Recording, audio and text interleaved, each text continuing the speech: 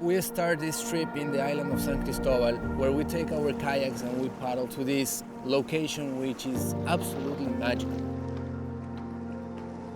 When we get into camp, it's just us. There are not many companies that offer this option that people can camp in a really, really pristine area. Completely remote, awesome little tents with huts. That was just luxury to me.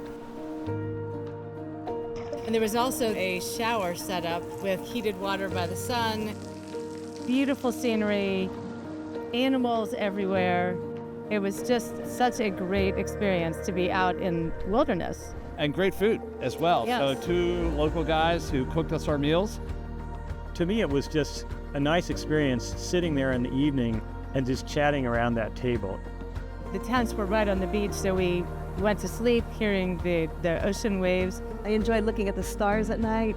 It felt very primeval to hear the waves crashing on the beach and see the stars and the moon and and have my feet in the sand.